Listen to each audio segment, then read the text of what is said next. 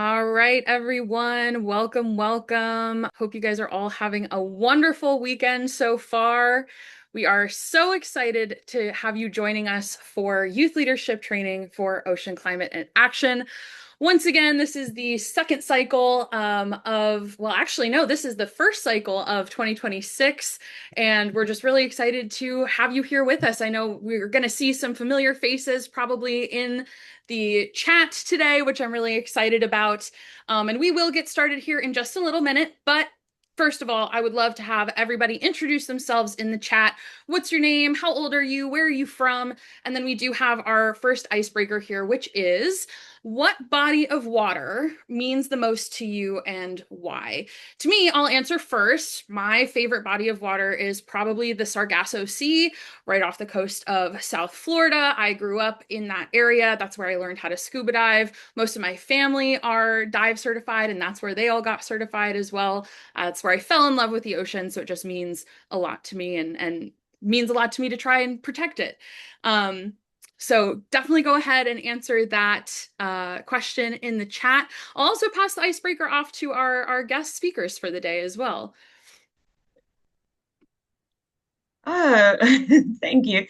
I think for me, there's a beautiful little estuary in the Transkei of South Africa called in South Africa called Mgazana Estuary. It is a beautiful mangrove forest.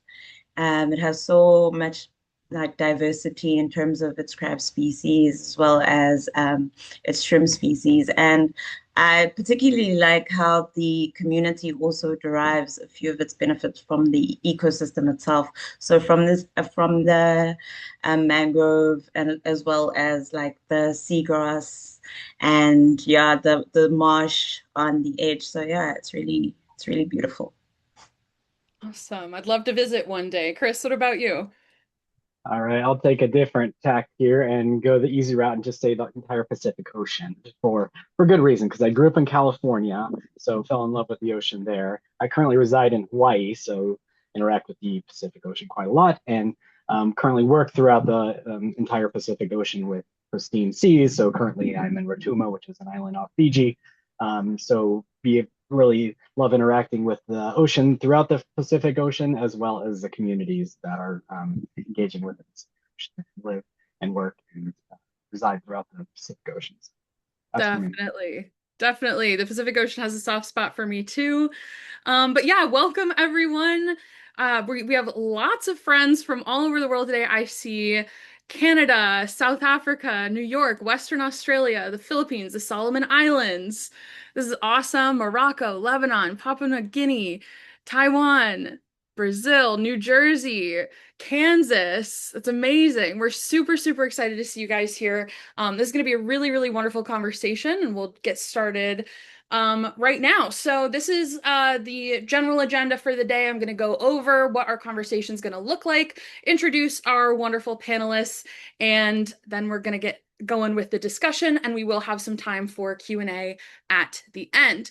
So as we are going, I just want to make sure we're all on the same page and make sure that you guys know that this is session one of a four-part training series.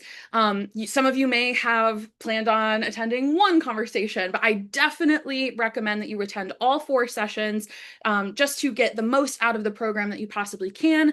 And it really is a program near and dear to my heart. I've been working on this program since 2022.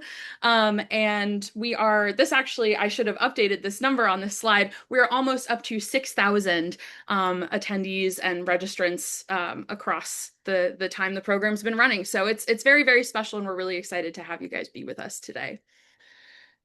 And just to introduce myself, if you are not familiar, if you've not been in advocacy training before, or leadership training before, my name is Laura. I am the former youth programs manager for the Ocean Project, and I have worked with World Ocean Day and the Ocean Project for a very, very long time, including with the Youth Advisory Council and the Alumni Network, the Rising Blue Network newsletter, and of course, this particular program, and the Sea Youth Rise Up collaborative program as well. And I'm just super happy to be here. If anybody wants to connect on LinkedIn or has any questions about this particular program, definitely feel free to shoot me an email. I'm going to go now and introduce our first guest speaker, Asa. She's a marine biologist and youth coordinator for Wild Trust and has done a lot of really, really incredible high-level work, both in research, in advocacy, and just general organizing on both a local, national, international level. So Asa, we're super happy to have you here. Give us a little introduction for yourself. Good morning, everyone. So I'll say good morning because in South Africa it is 1 a.m. So good morning, everyone. My name is Asandi Swanrenyukela. I'm from South Africa. I am the youth coordinator at Wild Trust, which is an organization that deals with conservation as well as making sure that communities are also taken care of in terms of when it comes to conservation. I work under the Wild Oceans banner. So Wild Trust has two sort of nodes or two umbrellas, the wildland side, which deals with the terrestrial conservation, and then Wild Oceans that deals with marine and conservation. And yeah, my work is around the youth, mobilizing the youth for conservation, especially in the marine space. So I lead two youth-led organizations, which are Youth for Marine Protected Areas and Justice for Jaws. And yeah, I'm making sure that the youth is educated and has enough capacity to be able to make decisions in policy spaces, as well as to understand the environment that we're trying to conserve. Yeah, thanks so much, Asa. Happy to have you here. And I will go ahead and introduce our second Chris speaker, second guest speaker, Chris, who works with National Geographic Pristine Seas. He is doing a ton of really important work all around the world with that team. So Chris, go ahead and introduce yourself as well. Thanks, Laura. Hi, everyone. So nice to be here and connect with you all. Really excited for the discussion today. And again, as Laura said, feel free to connect with me on LinkedIn or I'll shoot my email address later. But my name is Chris Hines. I am the Director of Education and Outreach for National Geographic Pristine Seas. So we have a number of expeditions, ocean expeditions that run throughout the Pacific and throughout the world. And so what we try and do on these expeditions is we really work with government colleagues and local communities to be able to be invited in to be able to better understand their marine ecosystem through a combination of science, media, policy, communications, and education.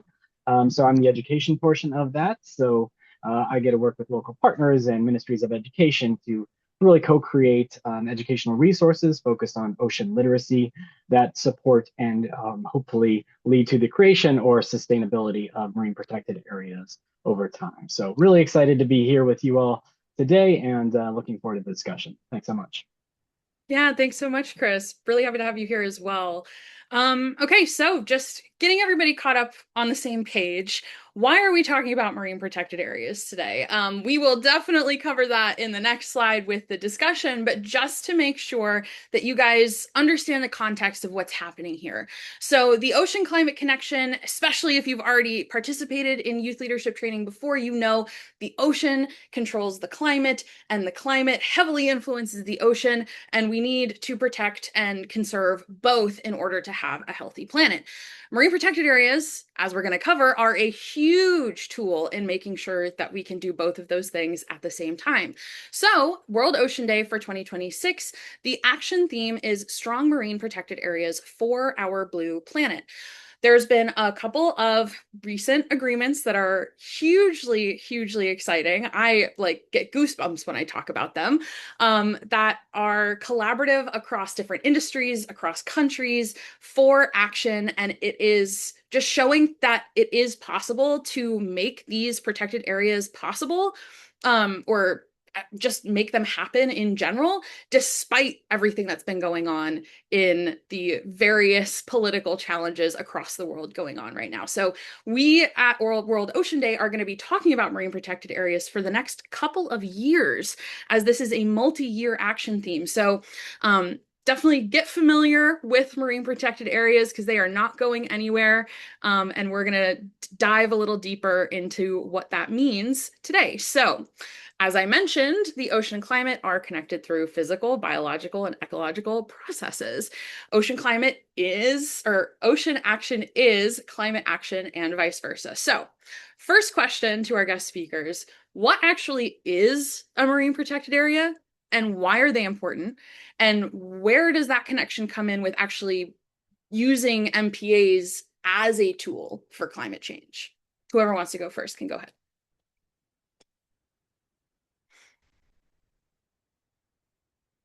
I'll pass it to Asa first. How about that?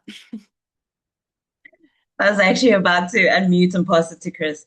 But yeah, so my understanding of MPAs, or marine protected areas, is that they are an area either in the ocean or sea or in inland, and these areas are protected from the pressures that are exerted by humans. So they're protected from fishing, they're protected from community practice. And through this protection of both the species and the habitat, the ecosystem itself is able to sort of perform its function and be able to thrive. So this means that the species are more resilient, the environment is more resilient, and you see that the ecosystem itself is healthy and it's able to then produce ecosystem benefits then for the communities in the periphery. And this means that this works for both the environment and both the community. And MPAs actually act as a mechanism to increase like the resilience of the habitat and the species because there is no anthropogenic events happening in there and there are no people. So this way, the ecosystem, if it was degraded, is able to be restored, and this means that the species are able to live better, and also then the ecosystem itself can also combat challenging conditions such as like a rise in temperatures as well as flooding events. And I think one of the reasons why I like mangroves so much is because mangroves are actually ecosystems that are like the first line of defense when it comes to like a wave action or like tremendous water coming into the coastal environment, be it like a tsunami event or like a large wave action event. So this means that if this environment is pristine, then it's able to protect the community and as well as then the ecosystem is thriving itself. Yeah. Pass it on to Chris. That was an amazing response. I'm so glad you went first, though, so thank you. So yeah, so I think I couldn't have said it better myself. Marine protected areas are really a crucial strategy for ocean conservation and conserving ecosystems, right? We think of it in addressing kind of three big things: the biodiversity crisis, food security for a growing population, and climate change. So we really, at Pristine Sea specifically, we look at how we can support the advancement of large-scale no-take marine protected areas in collaboration with governments and communities. And granted, there are a number of different ways that MPAs can be designed, both traditionally as well as with legal designations. So there are a number of fully protected, highly protected, lightly protected, minimally protected, marine protected areas that lead to a number of different outcomes. So but as a whole, marine protected areas, as Asa was mentioning, they lead to more fish, bigger fish, greater diversity of species. That spillover effect is really what the core of marine protected areas. That if you, put a polygon around an area, inside that area you might not be able to fish, but outside that area is going to be an abundance of fish over time. So really thinking about how we can continue to push ocean conservation in that respect.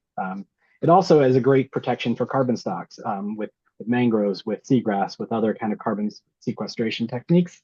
And also, I can maybe talk more about this in the next response, is like the connection between bottom trawling and climate change and carbon releases is quite significant, which marine protected areas certainly are a key mechanism to be able to support climate change and fight that climate crisis as well.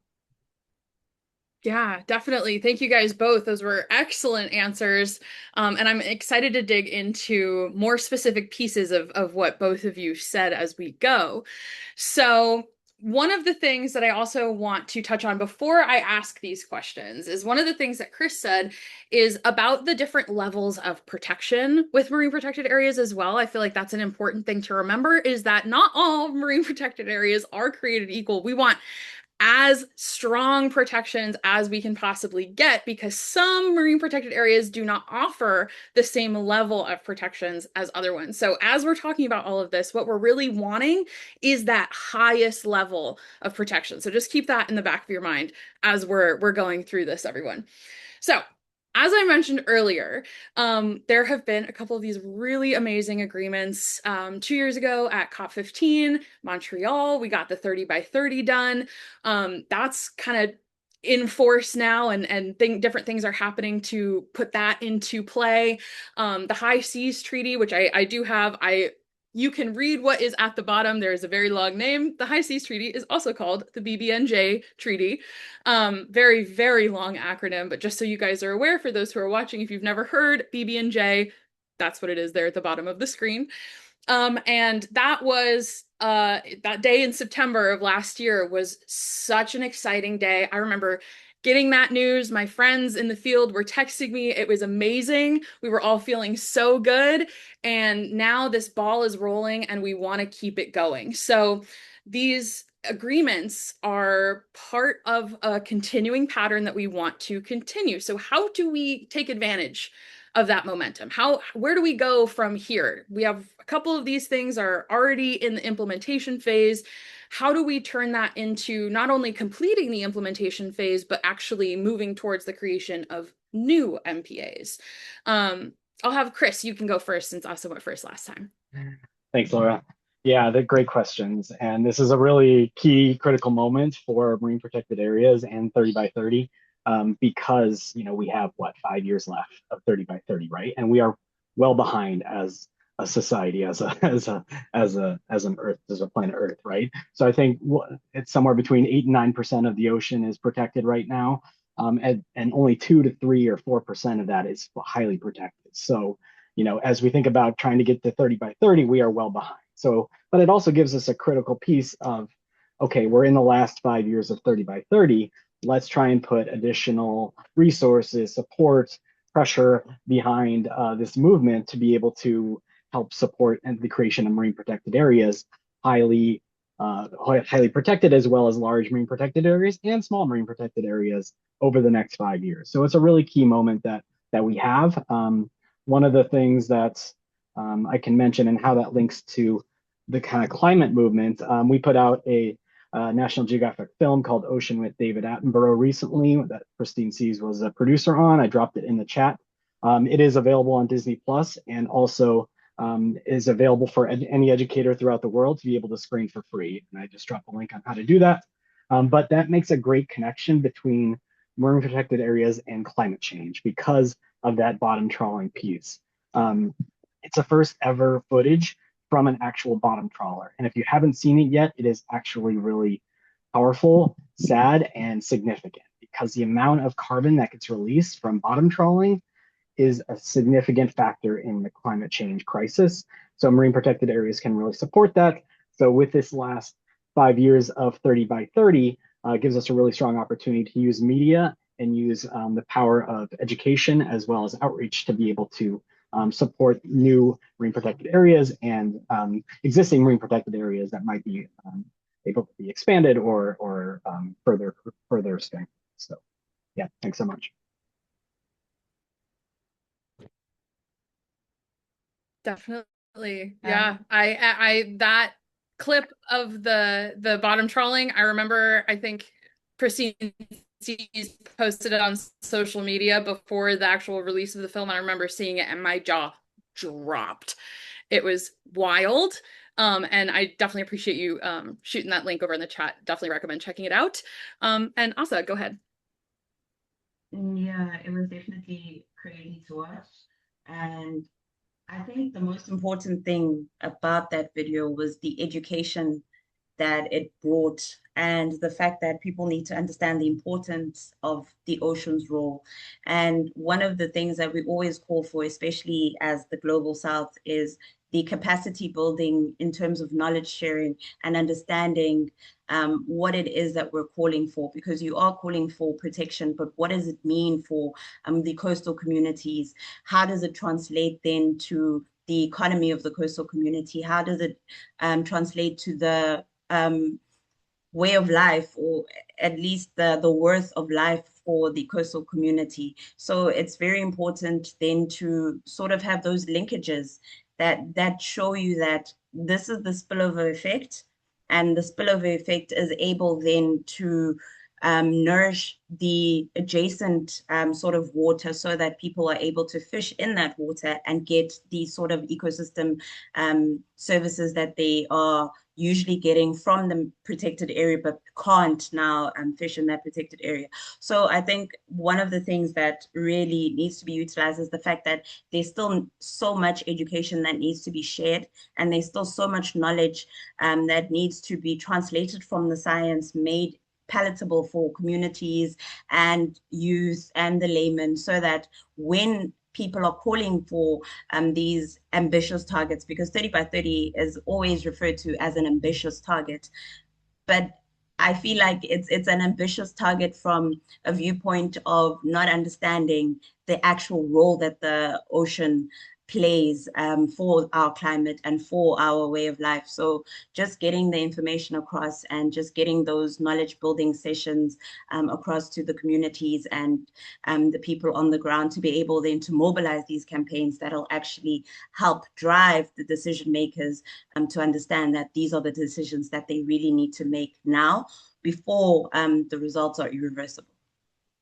Yeah, absolutely. I really appreciate also you touching on the educational aspect of that. And we will definitely get more into the role that young people can play in education and in policy in the next section of the panel. But I also wanted to touch on another one of the things that you said as we move to this last question on this slide, is the fact that these having more small MPAs in one place where they're like fish and different species can travel between them. They might not be under a protected area the entire time.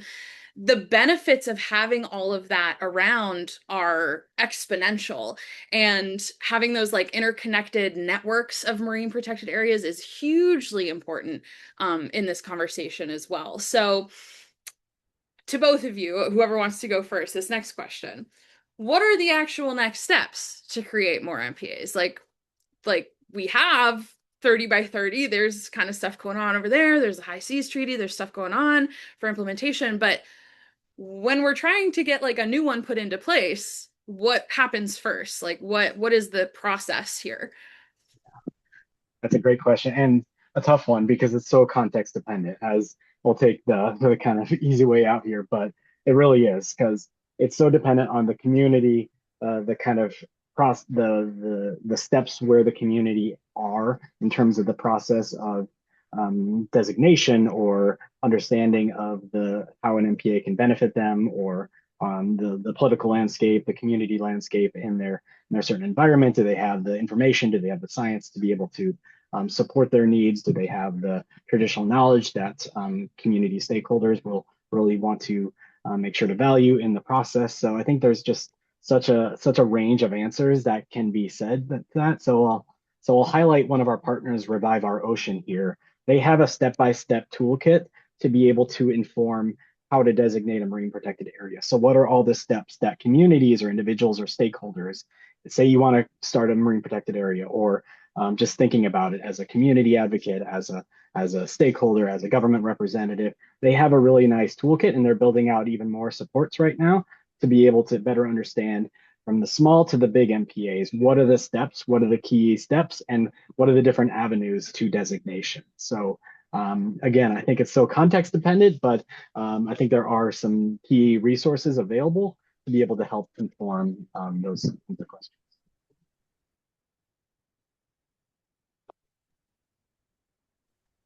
Definitely.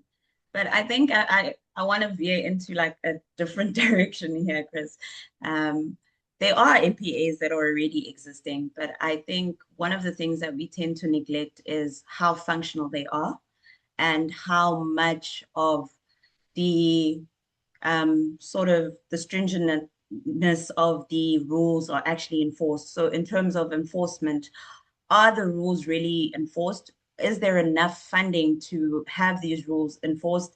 And is there really proper management in an area? Because you can come in and you can designate it, but there is no monitoring and evaluation of this MPA, and there is no proper management tools available for it, then it just becomes a paper park. And we see a lot of these paper parks that are saying that this is what they're doing, but they're actually not doing it. So I really think we also just need to look at that aspect as well. The fact that there are designated areas that still need sort of that capacity and all of those technical tools to be able to thrive and function as an MPA. And we understand that MPAs are based off of science and good ideas and good data, but that alone isn't going to sustain the MPA. There needs to be the collaboration, there needs to be the buy-in from the community, and there needs to be the support either from the government or the non-state actor who is helping in this implementation of this area. So I think that's another thing that we can also look into. And yeah, looking at when we're creating them, what are we protecting? Who are we protecting it for? And do these communities understand the level of protection and what the protection will mean? I think it's very crucial that these areas are co-created with the communities, especially if they are around like coastal communities, so that there is mutual understanding from both ends and there's mutual stewardship instead of two sort of entities fighting against each other, one for the ecosystem benefits and one for the protection, whereas both of these are in itself speaking to each other, but there just is that lack of understanding. So making sure that there is buy-in and understanding from the communities as well as from the authorities that are going to help implement this protected area.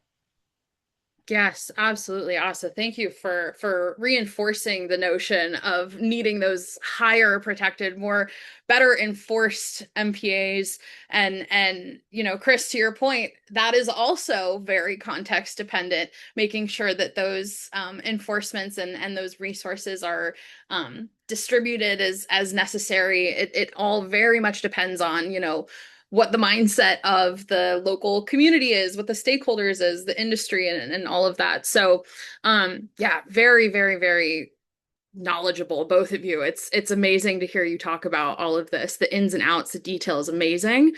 And to kind of bring that over to this next slide, the youth involvement. Like I said, Asa, you had mentioned the educational component, excuse me.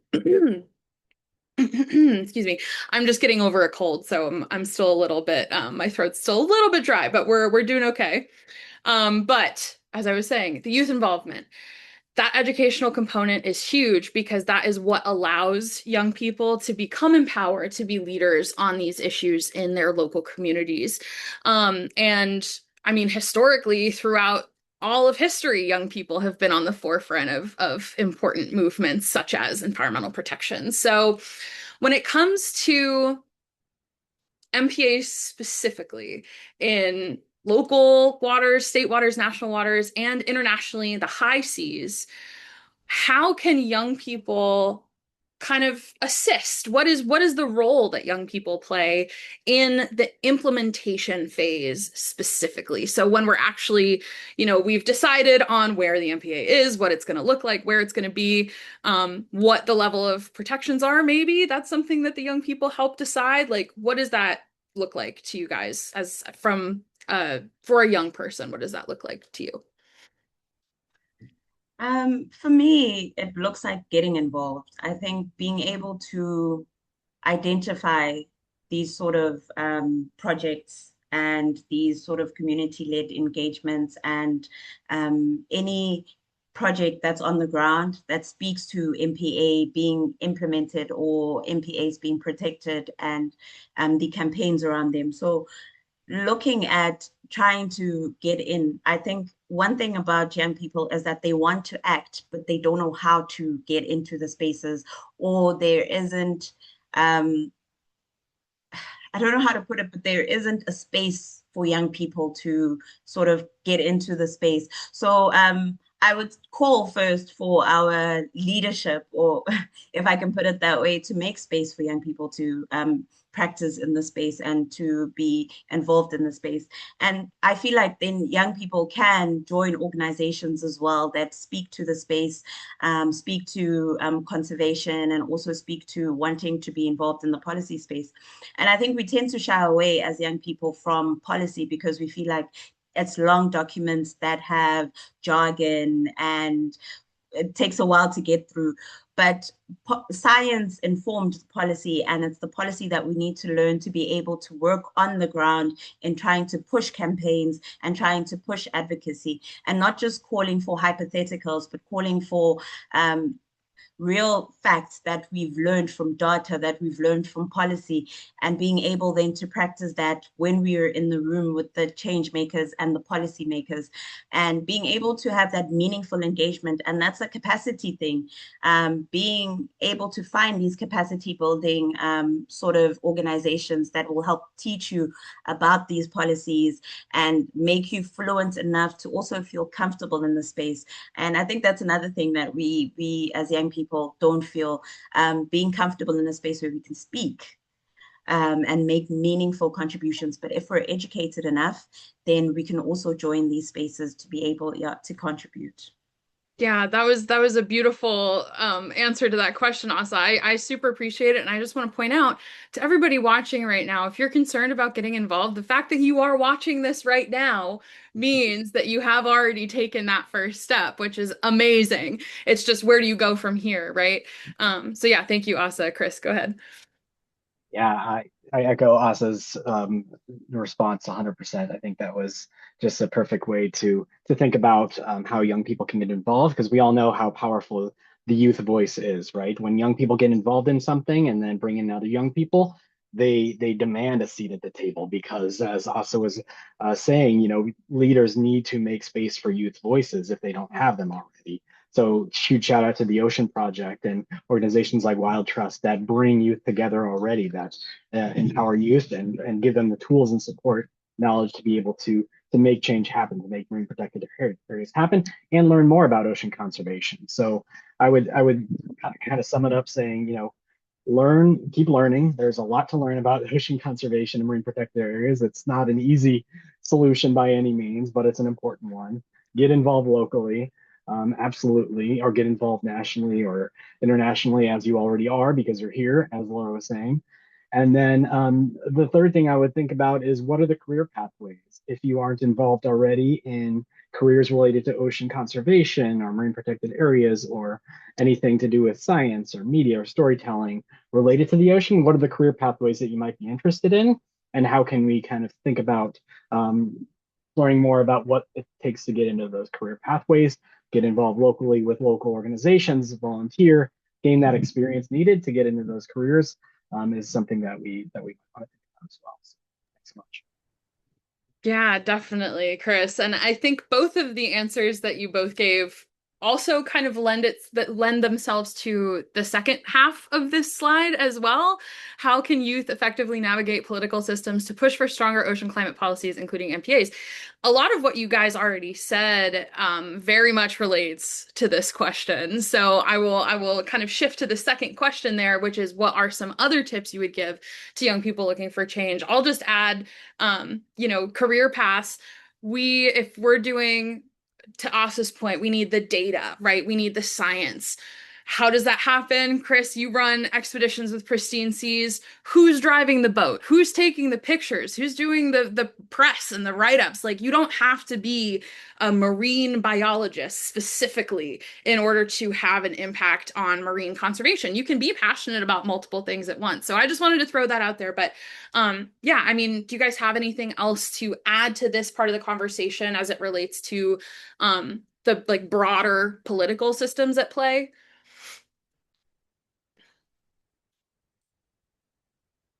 I have a couple ideas. Asa, do you want to go? I saw you just unmute. Sorry. No, it's okay. So just a couple other quick thoughts. Um, I'd say two quick things. So build relationships, right? So expand your network both in the ocean space as well as the political space. If you want to go down the political rabbit hole, which is a whole nother ball game, but also the ocean climate politics is certainly an important area to be able to navigate. So building really strong relationships with key stakeholders, understanding the political environment, the community environment, to be able to understand where youth voices are can be most effective and most strong, and kind of where your fit is with your skills and knowledge that you might be able to have. And then the second one is resilience. It's not easy.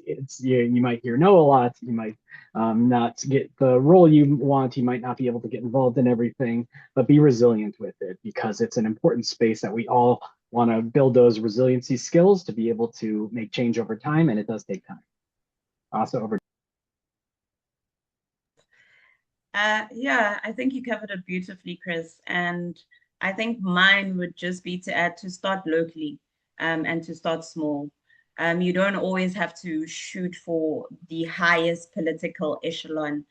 Your community space where people are more likely to be receptive, and then moving then in like in terms of the level into a bigger level and a bigger level. But yeah, identifying um, at a community level, at a local government level, where you can plug in, and then using all of those collaborations and all of those networks to be able to build on your education, build on your skill sets, to be able then to move into spaces where you are indeed with the policymakers and the change makers. Yeah.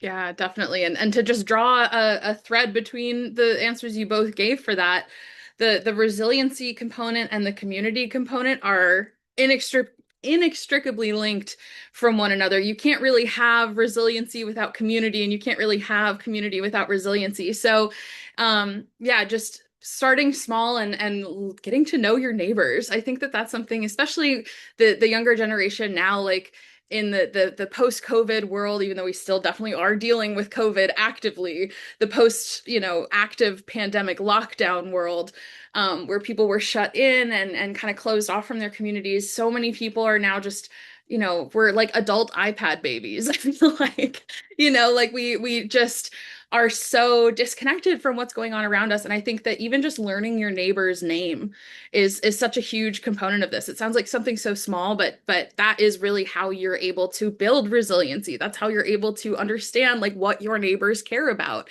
So yeah, I just wanted to add that in there because I don't think we talk about community resiliency in that way very often, and I think it's important in this conversation. So, next steps, we do have some really great questions coming in the Q&A, and we will get there definitely. And I think some of the answers we might get from these questions will help answer some of those as well. But what can young people do today when they close their laptop after this webinar is done, if they're in a time zone where they're not going to immediately go back to sleep? What can we do today?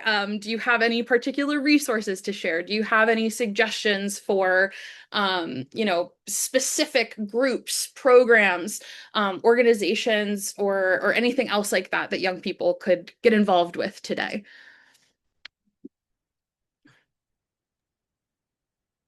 Yeah, I think I can go. I would advise to start locally. Start small. Like I'm for very easy and small beginnings. Look at your area or your sort of region, like which MPAs are in the region, how are they managed?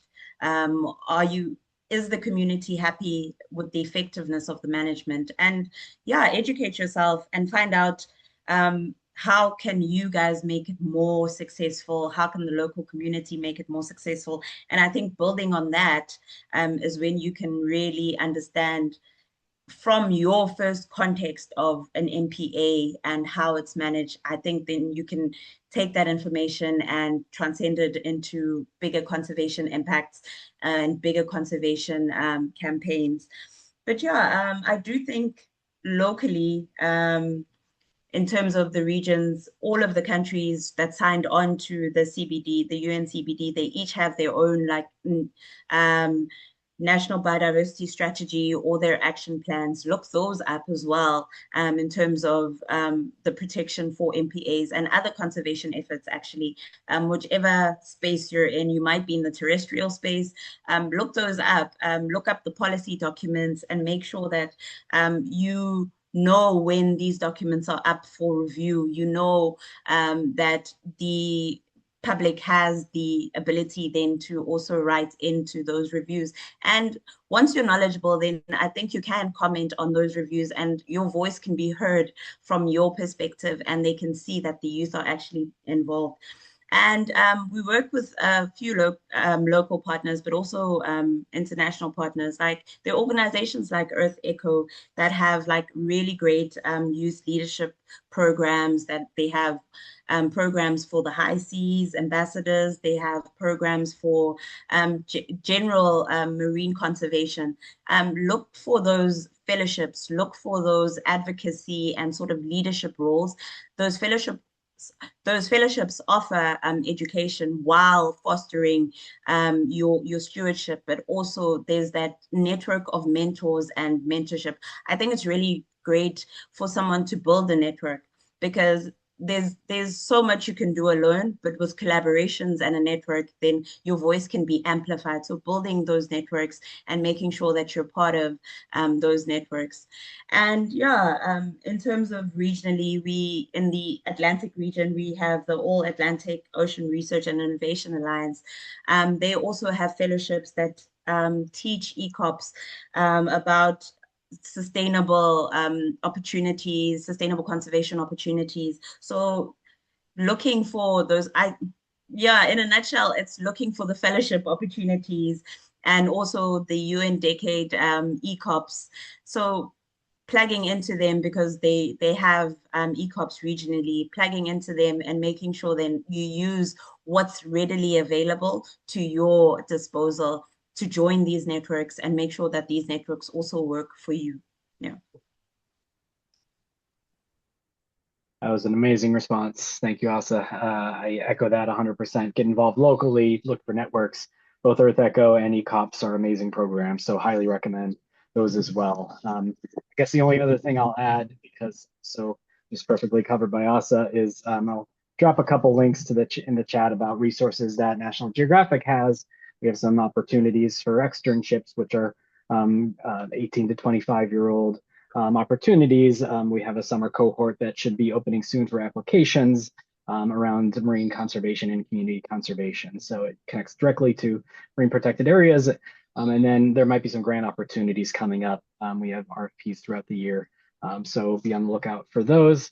And then we have a number of educational resources that I'm happy to share as well around marine protected areas, ocean conservation. We look at resetting baselines about how a lot of coral reef ecosystems are not as healthy as they used to be. And so we have a lot of videos related to that as well. So I would say, yeah, just echoing Asa, get involved locally, learn more, educate yourself about the things and broaden your network as well. Yeah, absolutely. Thank you, Asa, Chris. I think it literally could just be as easy as opening up your favorite search engine and looking up like marine conservation opportunities for youth near me. Like it could literally be that easy.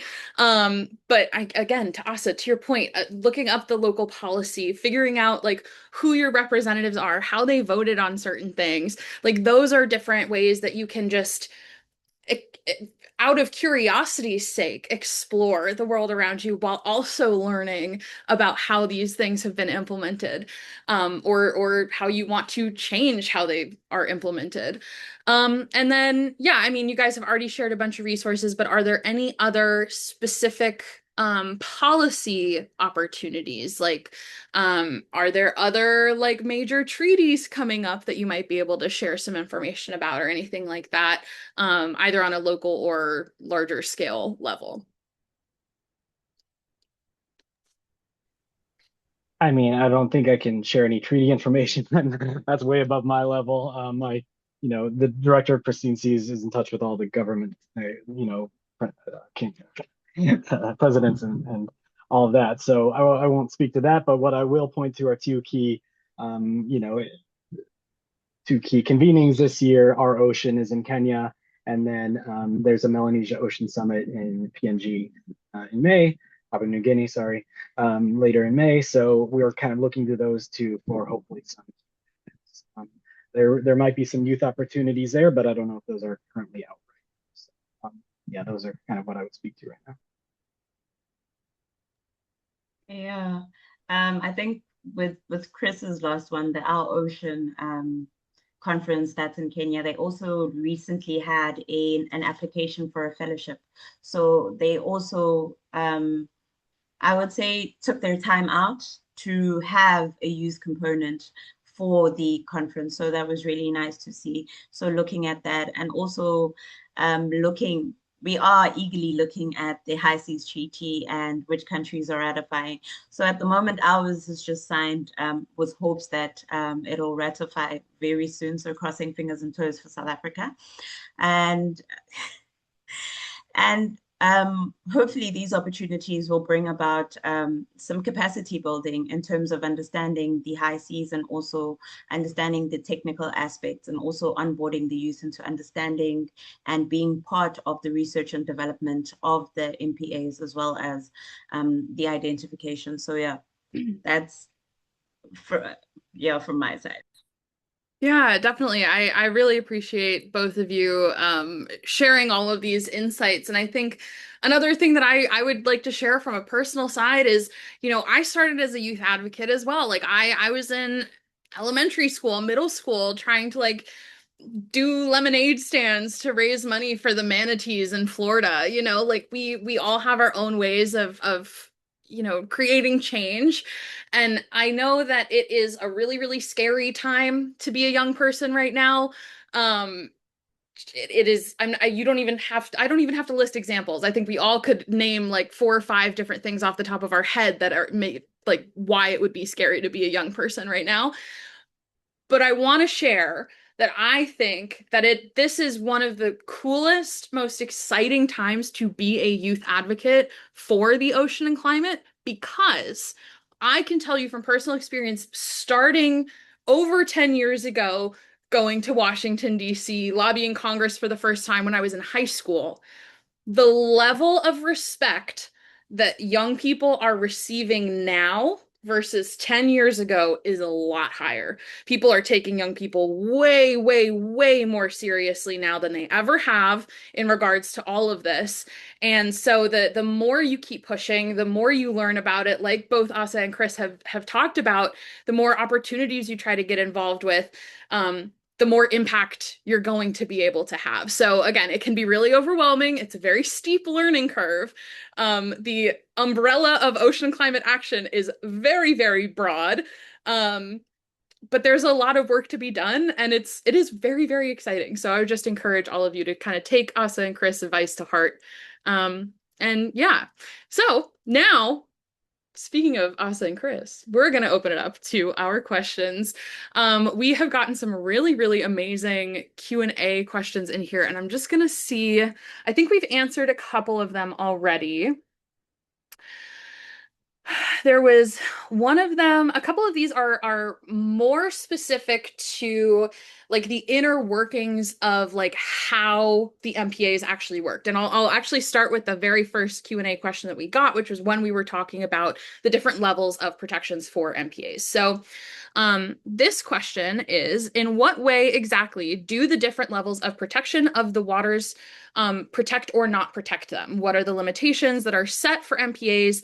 And I really like this part of the question. How is the decision made about the level of protection in an MPA? Whoever wants to go first can go ahead.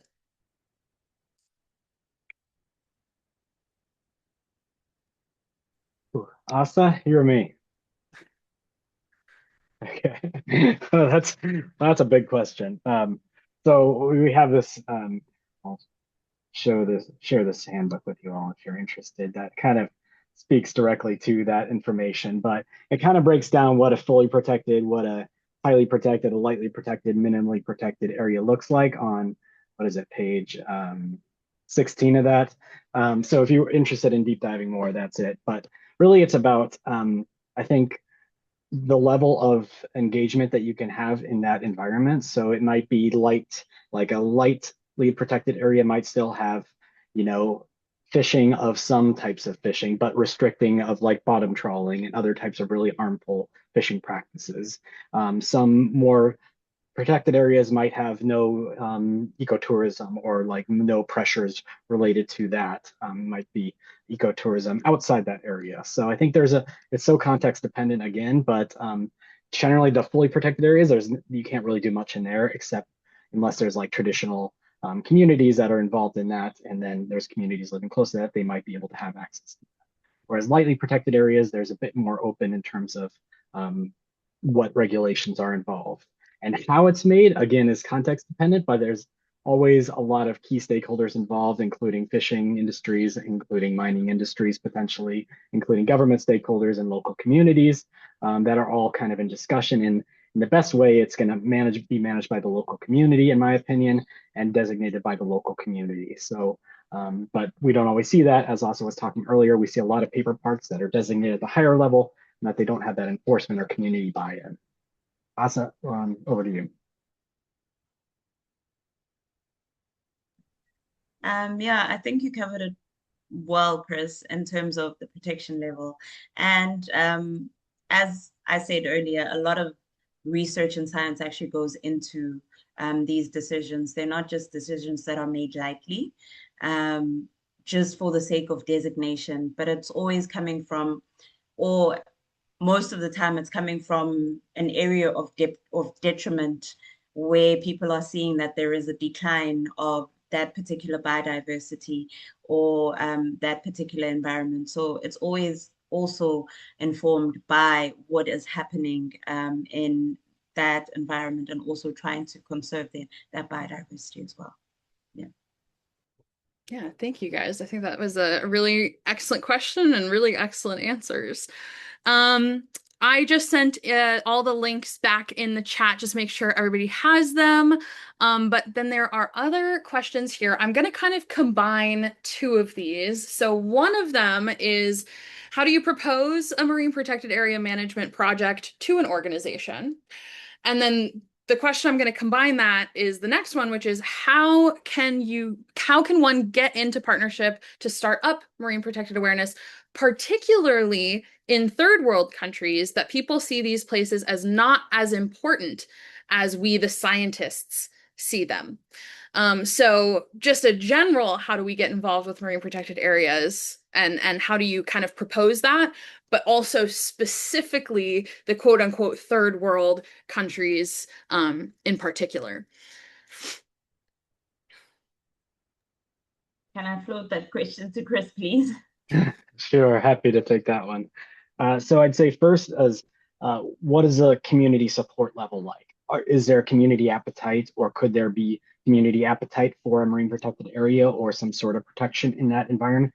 I think that's question number one. Or maybe before that question, so that's question two. Question one would be who oversees the ecosystem services? So is there a Ministry of Environment? Is there a Ministry of Oceans? Is there who is in control of the EEZ in that particular community? Because in most every country in the world, someone is in control of the EEZ and someone oversees kind of the regulations that and the policies that affect that EEZ. So I'd say answering that question first and then looking at what community organizations are already involved, what is a community appetite for potential conservation or support? Are there traditional measures already in place? Like in Palau, they have the Bull process. That is a traditional management system where places get closed off here and there, or certain species get closed off. So I'd say start with who oversees the and decisions related to policy, and then what organizations are currently involved. Yeah, I think one of the things that is continuously transcendent in your responses, Chris, is the fact that collaborations are very important. In the sense that you can't just do it as the community, as the local government, and as the non-state actor or as the funder. It needs to be a collaborative approach and it needs to be co-created then by all of the stakeholders that are involved in this process. Because once all the stakeholders feel involved in the process, then the process goes a little bit smoother because everybody understands what they're conserving, who they're conserving it for, and why they're conserving it. So yeah, bringing that level of just collaboration and co-creation.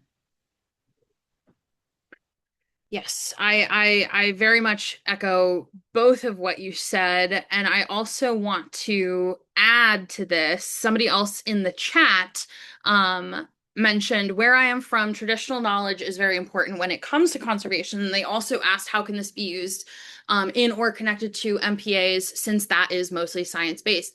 And Chris, to your point of figuring out who is in your community, I would very much recommend looking into the traditional stewards of the land on which you live. Indigenous peoples are responsible for, I believe, like 80% of the world's biodiversity. I believe that's the statistic. Don't quote me on that. I don't remember it exactly off the top of my head, but I know it's around there. And very, very often they are already doing things to try to implement protection. So, gauging the need and want of the community is largely something that is already being done by Indigenous peoples, and the traditional holders and stewards of the land, regardless of where you live. So I would also definitely make sure we bring that into the conversation, because also shout out to the Chumash National Marine Sanctuary in California. I believe it was last year. That's the very first and only Indigenous run marine protected area in the United States, which is very exciting. Um, we have about 4 minutes left. And I really, really, really love so many of these questions. This is really difficult for me to just pick a couple of them. I will say there's one. In a time of accelerating ocean crisis, why is bold, youth-led communication more critical than ever? And how can students become the storytellers, advocates, and solution drivers our planet needs? That is a great question. Stay tuned for session 2 next week about storytelling and communication. So definitely come back next Saturday. We'll answer that one over the course of an hour.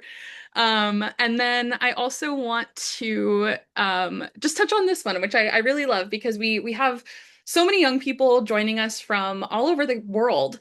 And I always find that just so interesting, and like how these young people even found themselves in the ocean space in the first place. So this person says, I am from Nepal, and since Nepal is a landlocked country, I want to ask how a country which is not directly connected to marine and marine protection to be involved in it, and what roles can such countries play, either big or small, and what can young people and the community do as a whole? I love that question. Do you guys have any particular insights for landlocked countries? I'll say you want to go. You want me to go? All right. So, for landlocked countries, communities, other places, there's two key things. So to remember, it's all connected, right? Everything that happens in landlocked countries affects the ocean. Everything that the ocean provides affects landlocked countries in some way, whether it be the oxygen we breathe, the carbon that's in the air, the climate change crisis. So all the ecosystems are connected to the ocean. So just because you're landlocked doesn't mean you're not connected to the ocean. The second one is look at your watershed. So are there watersheds in Nepal? And apologies, I don't know the geography of Nepal perfectly. Are there watersheds in Nepal that then connect to the ocean in some capacity?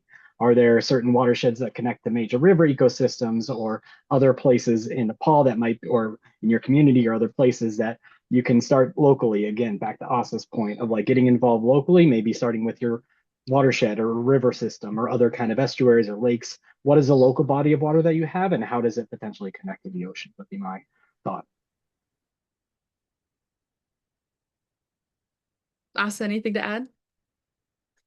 Not really, just to echo Chris's sentiments in that our ocean literally helps provide the atmosphere and the climate that we get to experience. So just look at it from, I would say for me, look at it from that point, the fact that that is there and that is due to the ocean.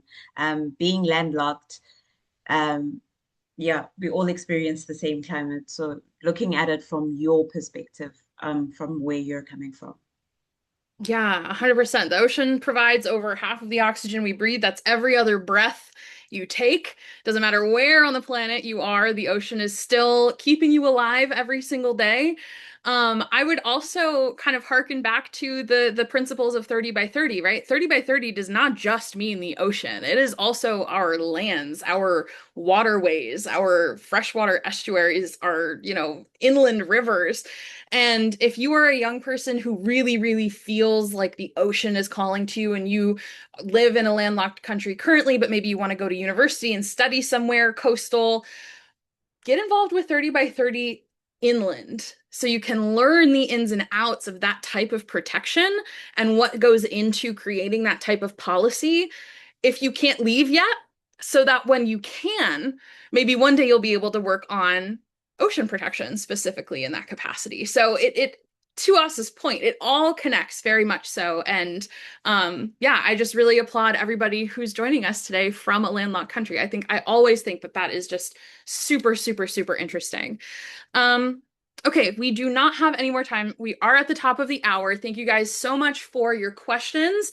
Like I already said, we have so many more amazing sessions coming up. I'll talk about those in just a little minute. But again, just reiterating, there is so much that we can all do today. worldoceanday.org. World Ocean Day is June 8th. Start planning a community event, get involved, figure out who wants to help, who in your community is also interested in these things and is willing to put forward the time, the energy, and whatever other resources they have access to create something in your community. Wild Trust, Nat Geo Pristine Seas, both of them incredible organizations doing critically important work. And we shared some of those resources in the chat, but definitely keep digging, keep doing your homework and looking for all of the opportunities that you possibly can to get involved. So like I said, program schedule next week, communications and social media, that is at Eastern Standard Time. We are dealing with the daylight savings time in the middle of session 2 and 3. So just keep that in mind. Next Saturday on the 7th is UTC -5, but then sessions 3 and 4, the Saturday after next, and then after that, UTC -4. Did I say that right? Session 2 is -5. And then 3 and 4 -4. But yeah, like I said, communications and social media, we'll talk about storytelling. I know that was a question. Campaign organizing, somebody else asked about getting involved with teachers and families and other kind of more localized community stakeholders and what that entails. So definitely stick around for these next 4 sessions. Somebody else also asked about certificates. We will have, I believe this is actually on this slide. Yes, we will have an end of program feedback survey that will be sent out after session 4. If you complete that survey, you will then get a certificate of completion. If you do have any questions, please email Ji-Hyun Lee. She is the youth programs director at the Ocean Project. She took over my last job. I love her very much. She's very, very, very sharp and very good at the work that she does. Highly just shout out to Ji-Hyun if you're watching this. Hi, I love you. I miss you. And then, of course, all of the recordings for all 4 of the sessions will be uploaded to the World Ocean Day YouTube channel, probably on Monday or Tuesday. So keep an eye out for that. If you are not available to join the next couple of recordings, or sorry, next couple of sessions live, don't worry about it. Like I said, all of those recordings will be available on the YouTube channel. And that's it for session 1. Thank you so much, Chris and Asa. You are both amazing human beings. The work that you do is so important. You're so inspiring. And I just really appreciate you guys taking the time to chat with us. And everybody else, thank you so much for joining us. And I hope to see you next week. Thank you, Laura. Thank you, Asa. Thank you, everyone. Thank you, Chris. Thank you, Laura. And thank you, everyone, for joining us. Yeah, thank you guys. Have a good rest of your weekend, and we'll see you next Saturday.